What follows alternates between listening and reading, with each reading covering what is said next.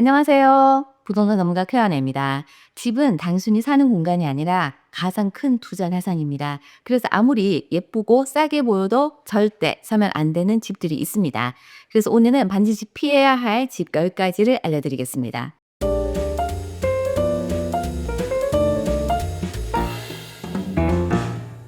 첫째, 위치가 안 좋은 집인데요.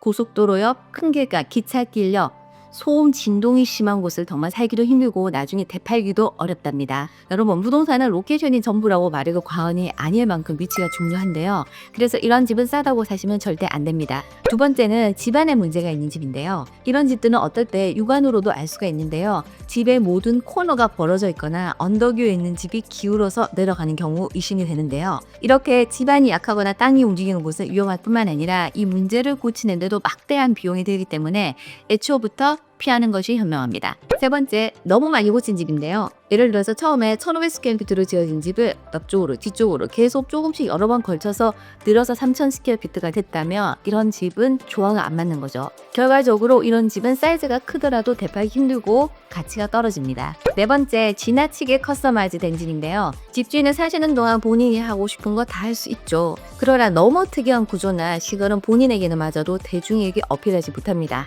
예를 들어서 지붕 다락가 큰 공간이나 차고에 방을 만들었다든지 하는 경우에는 나중에 되팔기가 쉽지 않고요.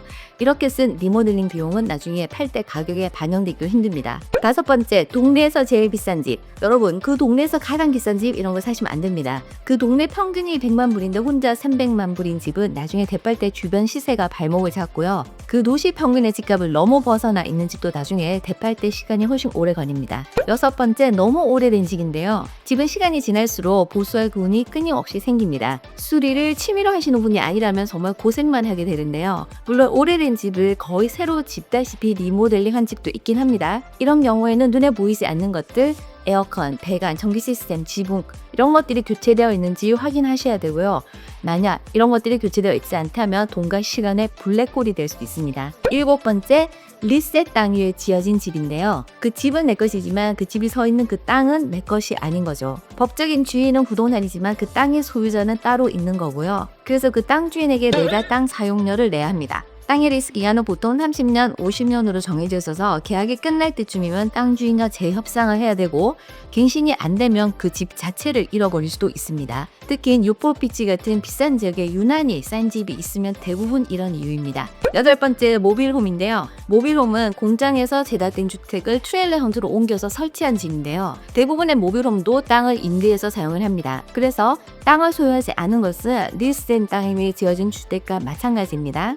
그러나 모빌홈의 법적인 지위는 부동산이 아니라 동산으로 분류되어 있어서 모기도 용도가 되지 않습니다. 그래서 집값 상승의 폭이 훨씬 낮습니다. 아홉 번째, 멀티레벨 홈으로 2층 이상 복층인 그런 주택을 얘기하는데요. 새로 만들어지는 단지에는 정말 흔히 2층 이상 집을 볼 수가 있습니다. 스퀘어피트 가격으로 훨씬 저렴해서 더 넓은 공간을 쓸 수 있는 장점이 있기도 합니다. 하지만 계단이 많은 집을 일단 사기가 정말 너무 불편하고요. 나중에 개발 때도 시간이 훨씬 오래 걸리고 집가격이 오르는 그 가격 상승 폭도 훨씬 적다는 걸 기억하셔야 합니다. 특히 3층 구조 중에서 방이 각 층마다 하나씩 있는 집의 경우에는 어린 자녀를 둔 가족들이 살 수가 없는 집이라서 나중에 대팔 때 살 수 있는 바이어 폭이 정말 확 줄어듭니다. 열 번째, 모델홈인데요. 모델홈은 업그레이드가 많이 되어 있고 또 예쁜 가구와 소품으로 스테이징이 되어 있어서 누구나 구매를 꼭하게 만들긴 합니다. 그래서 일반 분양보다 훨씬 비싸게 팔리죠. 적어도 몇십만 불 혹은 100만 불 이상 높게 팔리기도 하는데요. 그러나 10년쯤 지나면 이 모델홈의 효과는 사라지고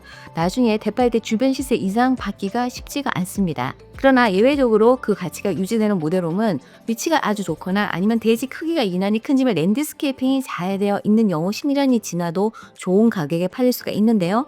그건 모델홈의 효과라기보다는 대지 프리미엄이라고 보시는 게 더 맞습니다. 정리해보면 집은 싸다고 좋은 게 아니고 또 예쁘다고 반드시 좋은 것도 아닙니다. 되팔기 힘들거나 관리가 힘든 집은 결국 손해가 되는 거죠. 여러분은 혹시 오늘 말씀드린 이 10가지 집 중에서 혹시 살아본 경험이 있으신가요? 댓글로 경험을 나눠주시면 다른 분들께도 큰 도움이 될 것 같네요. 얼바이나 오리지카우니의 부동산 상담이 필요하신 분은 언제든지 클레어나에게 연락주세요. 오늘도 구독, 좋아요, 알람 설정 잊지 마시고 저는 다음 비디오에서 뵙겠습니다. 여러분 감사합니다. 안녕히 계세요.